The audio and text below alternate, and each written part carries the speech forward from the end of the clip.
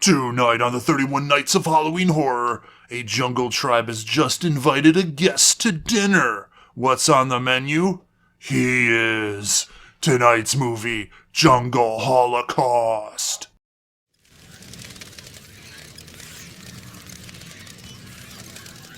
Hello everybody and welcome back to another episode of the 31 Nights of Halloween Horror. A year that is just filled to the brim with the cuts, the guts, and the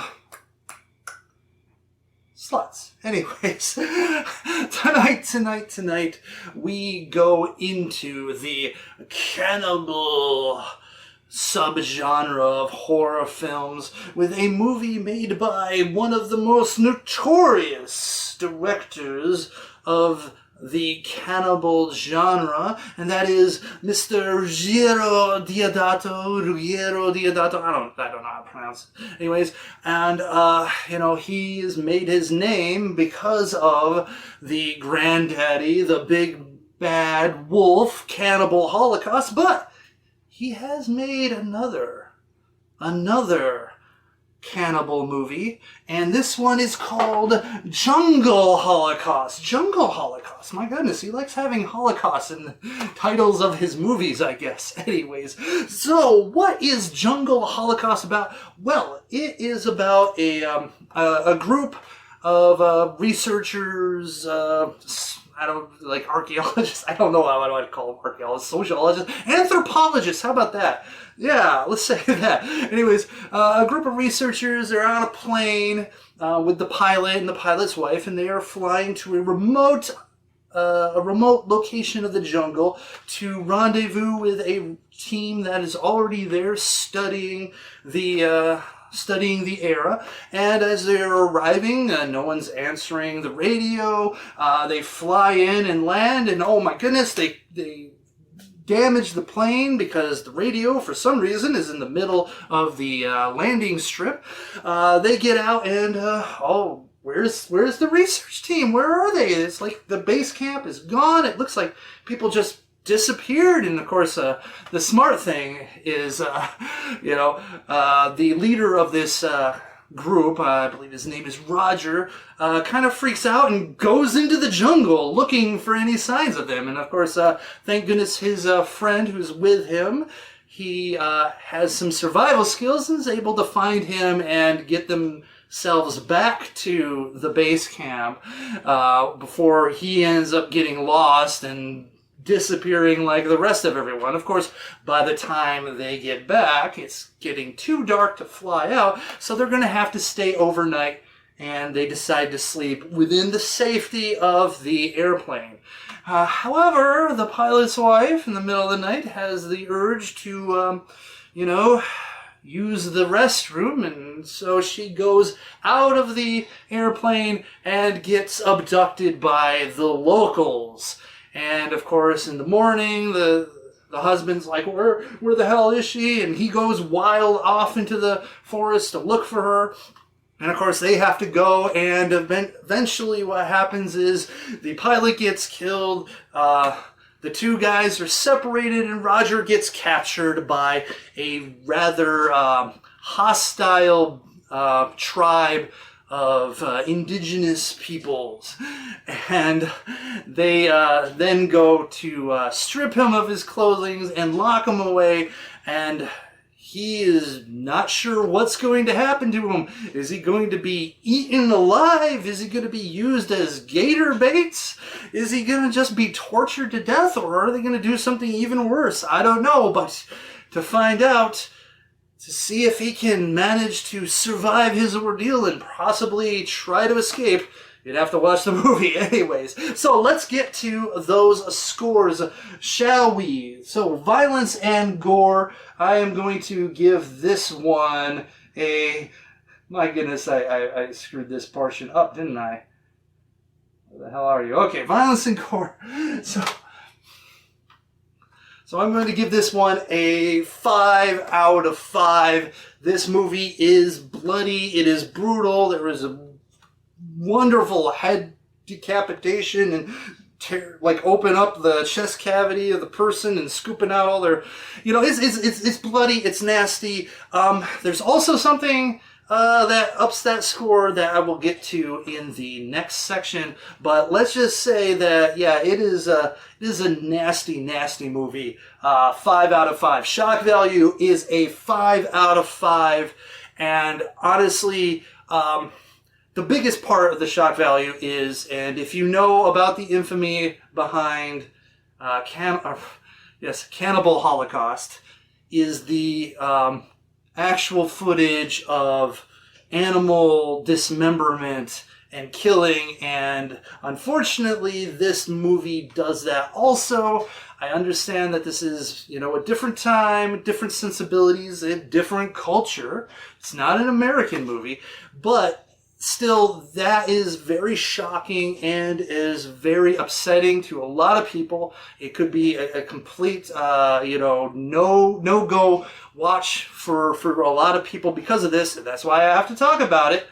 And yeah, so, that alone, probably 5 out of 5 shocking. There's other elements outside of that are pretty shocking. The fact that this tribe is mostly men, and we kind of discover what they do with the newborn females, and yeah, the way they treat Roger is really, really something. So there's a lot of shocking moments above and beyond that, but it's definitely the what you would call 800-pound gorilla in the room is their a misuse of animals, and yeah. So I just got to put it in there. So yes, shock value 5 out of 5. Plot, I am going to give this a 2 out of 5, just because there really isn't a real narrative. I mean, there is a narrative. It's a story about, how he's going to survive. But, there are some just kind of stupid moments. I'm going to throw in there this sort of, I don't know. I don't think, things would happen this way and that way. And I think that, there's a lot of convenience in the plot. And so I do like the story. I just think that it's thin. I think the characters are thin. There isn't a lot of... there's a lot of similar stuff happens, when he's captured. And I think perhaps it spends a little bit too long on that. Plus the reliance on the animal cruelty also, was a big thing in the plot. And so I ding it for that. Also, a lot of conveniences toward the end. But anyways, 2 out of 5. Moving on to acting, I'm going to give this a 3.5 out of 5. I really enjoyed the performance of the guy who was captured, Roger. I think he did a great job of portraying the desperation, the sort of madness, the I need to get myself out of here, I want to get back home, I think, in the situation, and he loses it toward the end, and there's a scene where he just, does something, and it's like, oh, wow, but, I really did like that performance. Everyone else is fine. I do have a problem sometimes when it comes to these, tribal movies, is that the tribe, I don't know because, I don't go out and see, tribal people in the middle of the jungle, but it always seems like their performances are always like a caricature of what they probably are. They basically say, hey, just act what you think a tribal person and it would act, and it's sort of overblown and makes it somewhat ridiculous. And so, yeah, I'm going to ding it for that. But overall, though, pretty solid. The strength of this is the performance of the guy who plays Roger, which has to happen because he is the basic focal point of this movie for the majority of it, because you are basically there with him, And, you know, if he's doing a bad job, then you're just going to lose the audience. So kudos to him. 3.5 out of 5. Moving on to Nudity. Nudity is a 5 out of 5. So now let me talk about this here. So the nudity in this film would be best described as a sausage fest. Okay, now there are some women in this tribe, a handful, and most of them are, I would not say, overly attractive, in my opinion. Not putting anyone down, but I mean, there is this one that is really hot, and she does get naked for an extended period of time, and you get to see quite a bit of her, and she's very lovely. But there's just gonna be a lot of dick. There's just a whole lot of penis, just all over the place. Like, this tribe, like I said, is mostly men, and they are naked, and so it is mostly them. When they capture Roger, they basically strip him down and kind of mess with his junk. Curious because, you know, I guess, like, you know, they've never seen that before, or is it because it's a white one they are curious about it? I don't know. I mean, it's like, I don't think they've not seen one before, because look around. But still, it's, you know, it's a whole lot. It's not my thing, but for some people, you know, it might be their thing. In fact, there's probably some people who are like already adding it to their cart right now. Like, they're already like, boom, boom, okay, we got it. Ship, right? Anyways, the other thing that I got to talk about too is that this is an all ages tribe. So there are amongst the many twigs and berries, there is a lot of kids too. So for people who will be sensitive to that type of thing, yeah, there's like even a scene where like a bunch of kids piss on the guy. Part of the whole shock value situation. But so yeah, you know, not what I was expecting, and I tell you, just not really my thing. So, but I have to tell you that. Gotta give you the warning. Fair game. 5 out of 5. Moving on to enjoyment factor. Now, the enjoyment factor for this movie, because I did really enjoy the performance, and I did really kind of get invested in him and rooting for him to get out of this situation. And so I'm going to give it a 3 out of 5. It probably would have been higher, but because of all the negative portions of this movie, I can't quite give it there. So it's also a very hard watch because of that stuff. It's not one of those movies that I'm just going to like pop in and just show average people, because it's a little much. They may end up vomiting. They may end up just saying like, okay, fuck you, dude.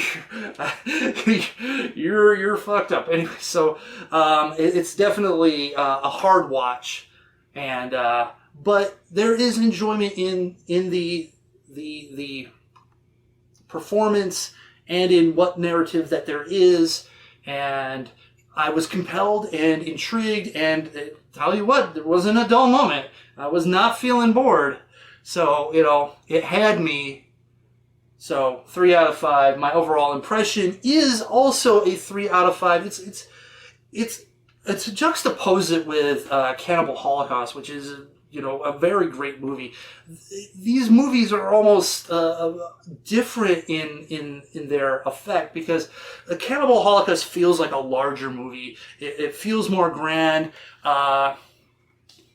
Really, the antagonists are that film crew in Cannibal Holocaust. While this one, it's not just the jungle, but it is also that tribe that are the antagonists, and it's very you're in a wide, not really wide open space, but you're in like a big forest, a big jungle. But it feels so claustrophobic. It feels so small. It feels like you're in a box trying to get out of the box. And so it feels so much different than Cannibal Holocaust. And I think that makes it work, because it's not just like not too similar to Cannibal Holocaust. So, 3 out of 5. And the average score is going to be a 3.8 out of 5 because, all those bonus points for violence, shocks, and nudity really definitely drives up the score on this one. But yeah, it's not for everyone. If you're into cannibal movies, you're probably going to like it. If you're not sensitive to the cruelty aspects, you're probably going to like it. It definitely it feels slower, but it's never tedious. And there are moments in this movie outside of the bad things that are really compelling, really awesome, and really like, wow, okay. So there you have it. Jungle Holocaust. Tell me what you think in the comment section below. Do you agree with me? Disagree with me? Don't forget to rate, comment, and subscribe.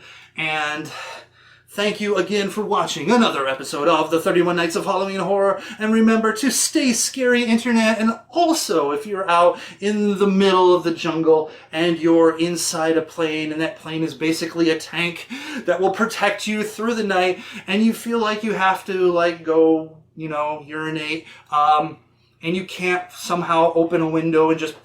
and if there's no bottles or anything around, you know what? Just piss yourself. Just piss yourself. I mean, literally. It's gonna suck. You're gonna smell like urine. People are gonna be a little bit upset with you. But guess what? You know what? You're not dead, right? You're not eaten by cannibals in the jungle. You're gonna be alive. You're gonna be wet, but you're gonna be alive. And they can clean out the fuselage. They can air it out while you're flying through the air. But the important thing is you are not in the belly of a bunch of cannibals. Okay? I'm just saying it's a trade-off, but I think it's a good trade-off. But that's just me. I don't know. Maybe you're like, no, I can't stand that. I mean, I'd rather be torn to shreds and eaten up. I mean, if that is, it's up to you. Whatever. Anyways.